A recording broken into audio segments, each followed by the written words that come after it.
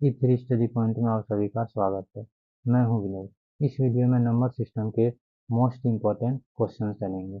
इसमें कुल 40 प्रश्न हैं। पहला क्वेश्चन है, निम्न में से कौन सबसे छोटी प्राकृत संख्या है? हम जानते हैं गिनती की संख्या को गणन संख्याएं या प्राकृत संख्या कहा जाता है। तो गिनती की संख्या हम 1 से शुरू करते हैं, इसलिए सबसे छोटी प्राकृत संख्या 1 हो जाएगा। अगला क्वेश्चन है, निम्न में से कौन सबसे छोटी पूर्ण संख्या है? गिनती की संख्या को जब हम 0 से शुरू करते हैं तो वह पूर्ण संख्या कहलाती है। तो 0 सबसे छोटी पूर्ण संख्या है। अगला क्वेश्चन है, शून्य क्या है? परिमेय संख्या, अपरिमेय संख्या, प्राकृत संख्या, इनमें कोई कोई नहीं। तो शून्य एक परिमेय संख्या है। चौथा नंबर क्वेश्चन है, सबसे छोटी भाज्य संख्या। तो भाज्य संख्या किसे कहते हैं? वैसी संख्या जिनका गुणनखंड 2 से अधिक हो वह एक भाज्य संख्या होता है। तो यहाँ पूछा गया है सबसे छोटी भाज्य संख्या, तो सबसे छोटी भाज्य संख्या 4 हो जाएगा। अगला क्वेश्चन है, निम्न में से कौन अभाज्य संख्या है? तो 2 एक समअभाज्य संख्या है। आंसर हो जाएगा आपका 2। अगला क्वेश्चन नंबर है, प्रत्येक प्रत्येक परिमेय संख्या एक पूर्ण संख्या होती है। तो प्रत्येक परिमेय संख्या एक पूर्ण संख्या नहीं होती है, कथन असत्य है। 7वां नंबर क्वेश्चन है, 2 पूर्णांकों का गुणनफल हमेशा होता है। तो 2 पूर्णांकों का गुणनफल हमेशा एक पूर्णांक ही होता है। नेक्स्ट क्वेश्चन है 8वां नंबर, प्रत्येक वास्तविक संख्या एक अपरिमेय संख्या होती है। तो प्रत्येक वास्तविक संख्या एक अपरिमेय संख्या नहीं होती है, क्योंकि वास्तविक संख्या परिमेय और अपरिमेय संख्याओं का संग्रह होता है। अगला क्वेश्चन 9 नंबर है, 2 परिमेय संख्याओं का गुणनफल हमेशा क्या होता है? तो मैंने जब नंबर सिस्टम का पहला वीडियो डाला उसमें बताया था, संख्याओं के गुण में उनके महत्वपूर्ण बिंदुओं में बताया था कि 2 परिमेय संख्याओं का गुणनफल हमेशा एक परिमेय संख्या होता है। अगला क्वेश्चन 10वां नंबर है, प्रत्येक अपरिमेय संख्या एक वास्तविक संख्या होती है। हाँ, प्रत्येक परिमेय संख्या एक वास्तविक संख्या होती है। अगला क्वेश्चन है, 2 अपरिमेय संख्याओं का गुणनफल होता है। तो 2 अपरिमेय संख्याओं का गुणनफल कभी परिमेय संख्या भी हो सकती है और कभी अपरिमेय संख्या भी हो सकती है। इसका एक उदाहरण लेके देखते हैं। एक अपरिमेय संख्या है रूट दो का गुणनफल गुना करेंगे। एक और परिमेय संख्या है √2। दोनों एक अपरिमेय संख्या है, इनका गुणनफल करेंगे तो आएगा √4। तो √4 का अगर हम √4 एक का पूर्ण वर्ग है, √4 किसका पूर्ण वर्ग है? 2 का। तो एक परिमेय संख्या है। एक कौन सी संख्या है? एक परिमेय संख्या है।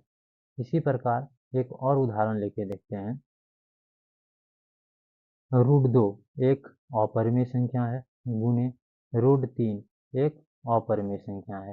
इनको अगर साथ में गुना करते हैं तो आता है √6। √6 क्या है? एक परफेक्ट रूट नहीं है, इनका पूर्ण वर्ग नहीं निकलता है, तो एक अपरिमेय संख्या है। ये एक अपरिमेय संख्या है। तो हम कह सकते हैं कि 2 अपरिमेय संख्याओं का गुणनफल कभी परिमेय कभी परिमेय तो कभी अपरिमेय होगी। अगला क्वेश्चन 12वां नंबर है, प्रत्येक प्राकृत संख्या एक पूर्ण संख्या होती है। हाँ, प्रत्येक प्राकृत संख्या एक पूर्ण संख्या होती है, क्योंकि गिनती की संख्या को हम प्राकृत संख्या कहते हैं और गिनती की संख्या में जब हम 0 सम्मिलित करते हैं तो एक पूर्ण संख्या कहलाती है। अगला क्वेश्चन है 13 नंबर, निम्नांकित में से कौन परिमेय संख्या है? तो 3 जो है आपका एक परिमेय संख्या है। मैंने बताया था कि 10 एक परिमेय संख्या है, √3 एक परिमेय संख्या है, ये दोनों गुणा में है। तो जब एक परिमेय संख्या को एक अपरिमेय संख्या के साथ गुना किया जाता है तो परिणाम हमेशा एक अपरिमेय संख्या ही निकलता है। परिणाम हमेशा एक अपरिमेय संख्या ही निकलता है। मैंने ये भी बताया था, पाई जो है पाई पाई एक अपरिमेय संख्या है। पाई एक अपरिमेय संख्या ही है। अगला क्वेश्चन 14 नंबर है, निम्न में से कौन परिमेय संख्या है? √2 एक अपरिमेय संख्या है। √2 एक अपरिमेय संख्या है। √2 एक अपरिमेय संख्या है। अगला है √23। √23 जो है यह एक अपरिमेय संख्या है। √225, 225, 225 किसका स्क्वायर है? 15 का। 225 किसका परफेक्ट रूट है? 15 का। तो 15 यानी कि एक परिमेय संख्या है।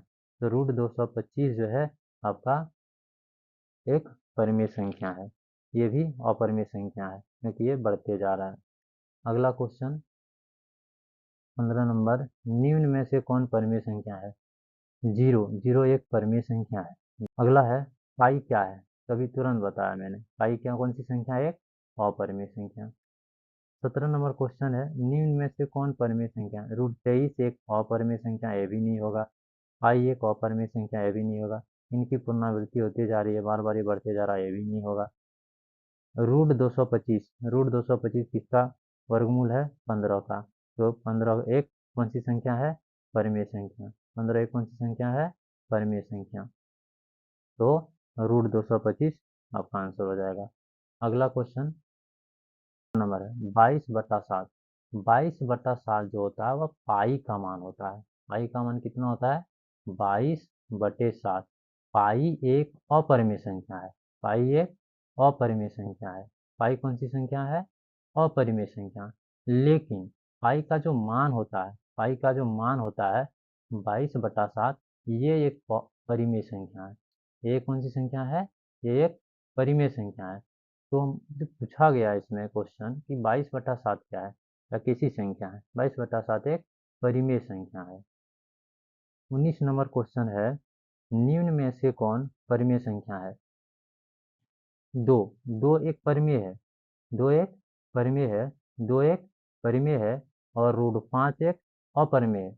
मैंने बताया था कि जब परिमेय संख्या को एक अपरिमेय संख्या के साथ, जब एक अपरिमेय संख्या के साथ घटाया जाता है तो हमेशा परिणाम जो आता है वह एक अपरिमेय संख्या आता है। कौन सी संख्या आता है?